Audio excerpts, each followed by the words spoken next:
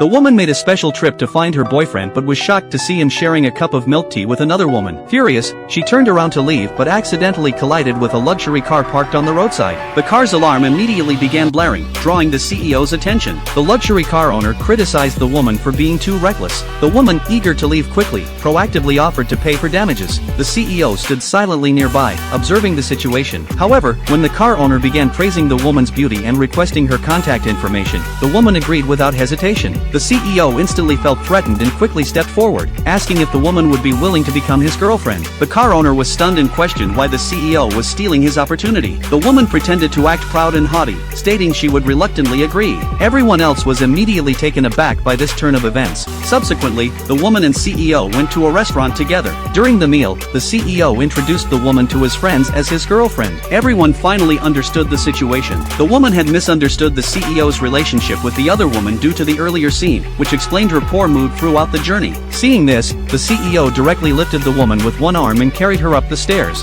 The others watched with envy, and the woman's anger subsided considerably. That evening, after the CEO and woman returned home, the woman remained silent. The CEO deliberately unbuttoned his shirt to attract her attention, but the woman didn't even glance his way. The CEO resorted to using a mobile app to create a heart-shaped pattern, which he sent to the woman 3 times consecutively. Only then did the woman approach the CEO and explain the reason for her anger. The CEO finally understood why she was upset and quickly explained that the milk tea belonged to a friend's boyfriend, and he had only been holding it as a favor. The woman finally forgave the CEO. During sleep, the CEO discovered that the woman was crying while unconscious. He suddenly realized that it wasn't the weekend, meaning the woman's visit indicated she must have encountered workplace troubles. The CEO recalled that 2 days earlier, the woman had messaged him about being deliberately locked in a storage room during a press conference. However, the woman had identified the culprit, a colleague from her company. Although that colleague had been standing nearby at the time, and while no one had actually witnessed the colleague locking the door, surveillance footage clearly showed that the colleague had heard the woman's cries for help but remained indifferent and even prevented others from rescuing her. The woman had publicly exposed this incident during a meeting. The colleague, humiliated and enraged, had attempted to retaliate against the woman. Fortunately, other colleagues intervened in time. During the scuffle, another colleague accidentally pulled down the vengeful colleague's pants, and the two began fighting.